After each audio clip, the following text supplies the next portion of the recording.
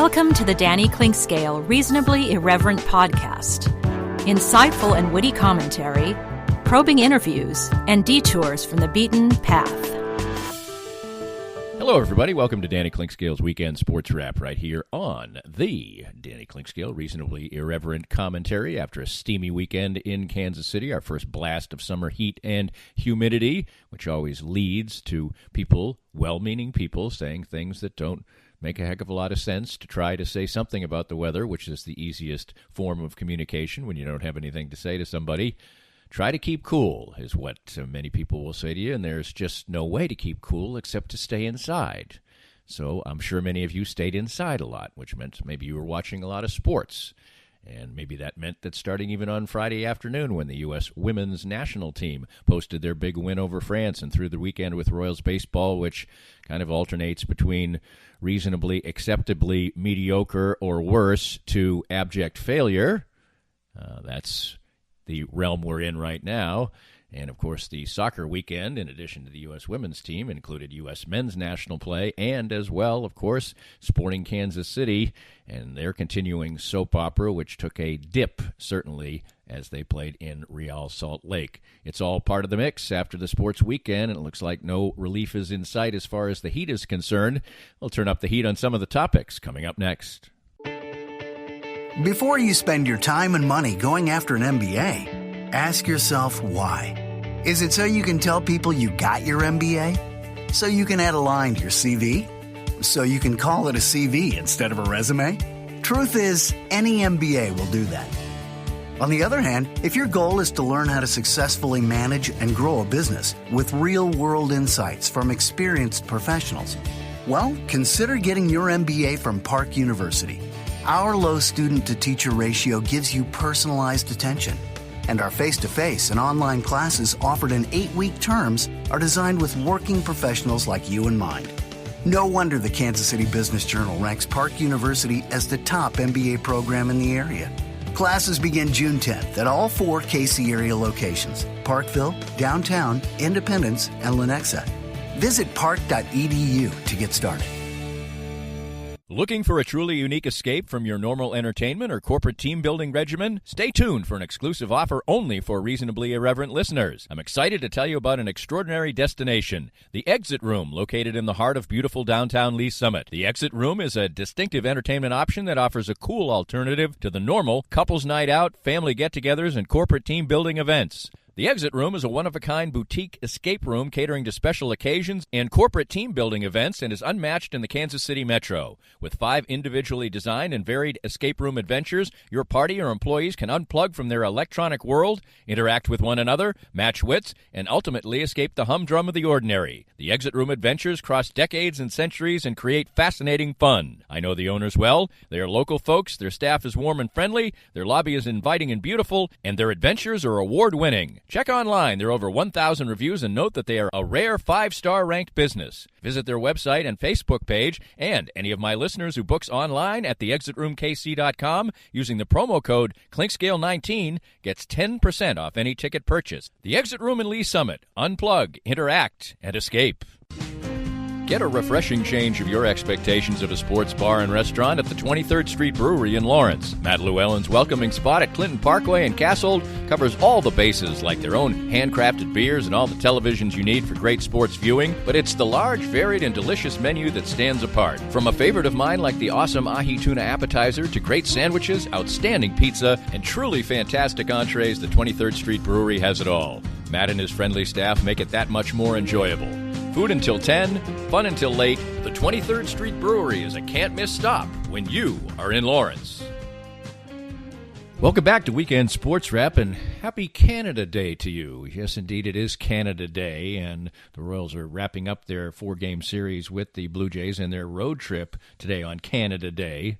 So you may or may not be hearing this before the Royals play or conclude their game against the Toronto Blue Jays, which could provide a split or maybe a less satisfying conclusion to the end of the road trip, but still nothing spectacular or any kind of a spectacular disaster on the trip after the Royals did pull out a game yesterday as they won it by a count of 7-6 on Sunday, the day before Canada Day. and the Royals 7-6 winners in that one. And a lot of the same things that we've talked about, and probably a good win because the Royals had done a pretty good job of avoiding long, cold spells of late and had pretty much been a 500 team for upwards of 3 weeks to a month. And this would have certainly concluded a week in which they won only one game, and that would sort of be returning to the bad old days of the 2019 season. Yesterday was a similar day that we've seen a lot with a lot of when the Royals score some runs, a lot of the players who are important to them get the job done, like Whit Merrifield, part of their future. Nicky Lopez has stabilized himself, throws in his hits every now and then, still not exactly smoking the baseball, but he is hitting .244 and is hitting upwards of .300, albeit with a lack of power for quite a while now. Alex Gordon seems to have gotten out of his funk a little bit and concluded June a little bit better than the first 3 weeks of it, so that's a good sign. Jorge Soler was Jorge Soler. He let a ball fall in right field that was affected by the sun, certainly, but maybe a better outfielder does a better job of handling that situation, which directly impacted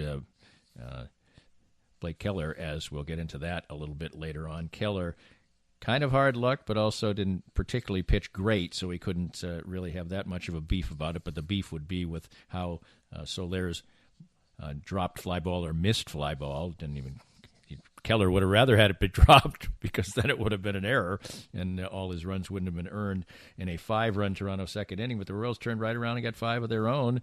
And then the tack-on run by Soler, who had been pretty much the criminal in allowing the 5 runs, he at least gets the pad run that proves important as the Royals win it by a count of 7-6.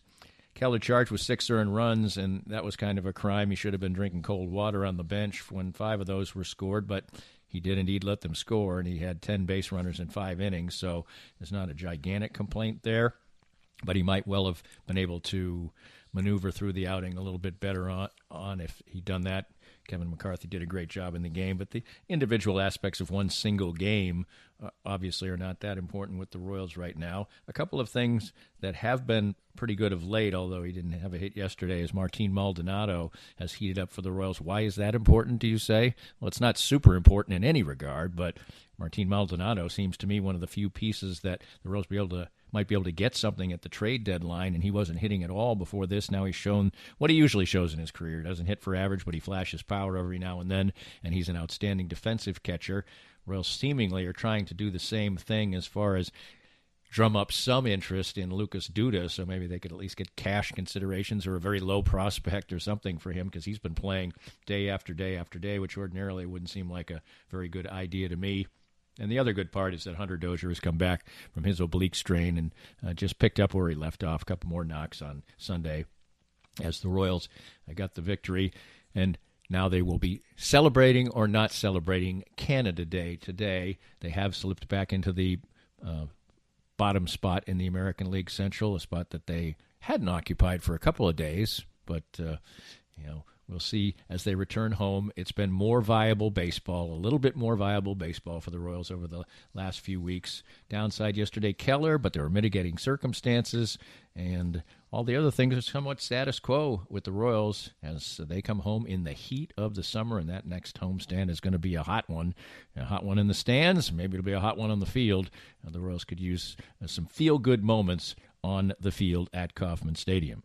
Baseball's weekend also included the debut of real baseball that counts in the standings in England. The first trip for Major League Baseball over to Europe for games that actually counted, and it was a success on some levels. Will it be a success on other levels? Let's explore that a little bit. 2 sellout games between the Yankees and the Red Sox, both won by the Yankees. Baseball that more resembled slow-pitch softball over the weekend as the Yankees won 17-13 and then 12-8.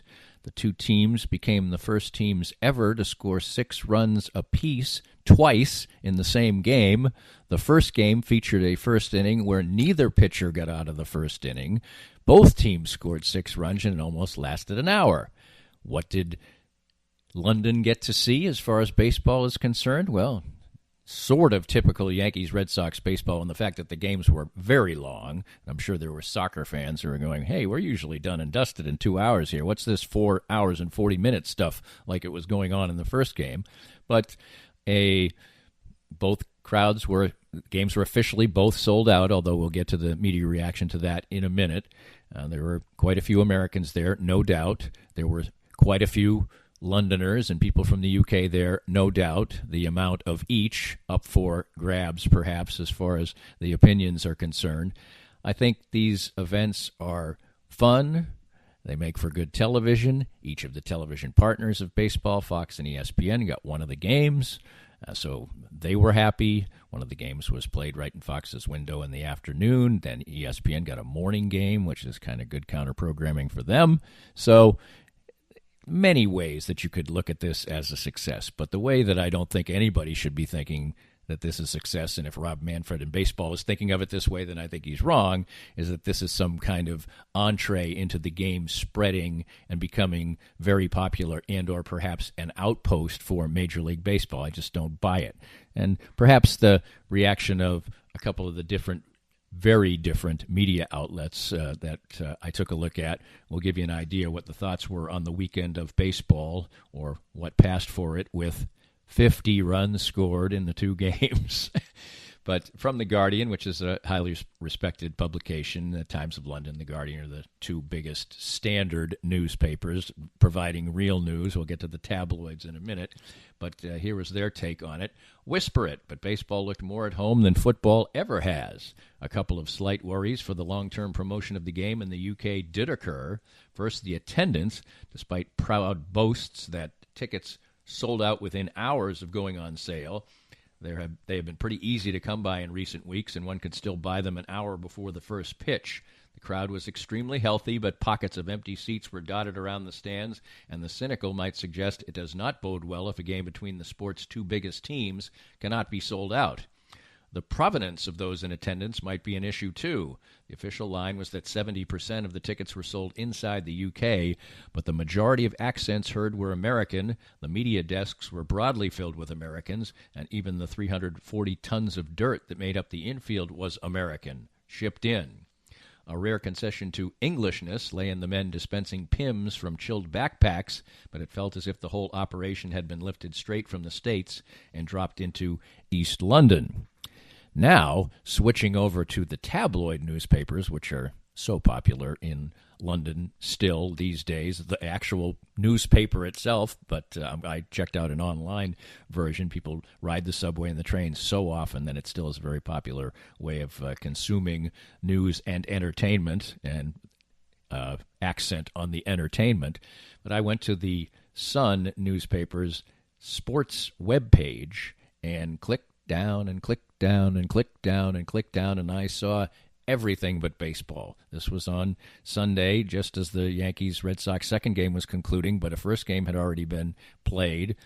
No mention of the baseball. I actually looked on the front page at the news section just to make sure I wasn't missing something, but everything but baseball on the sports website page. There was boxing. There was tennis with Wimbledon coming up. There was cricket. The World Cricket Championships were in London over this particular weekend as well. There was even tabloid stuff involving Carmelo Anthony. There were a couple of NFL things. There was scandalous activity by footballers, the other kind of footballers, soccer players. And I went down and down. I must have seen 175 headlines, literally, and not one of them was baseball. Was it a big event there, big enough to draw 60,000 people twice? Yes, but was it enough to catch the eyes of the more sensationalized media, The Sun? No, it wasn't. So there you see both sides of it, and actually not both sides. The Guardian's was guarded as well as far as their reaction. I think these are fun events for baseball, fun events for football.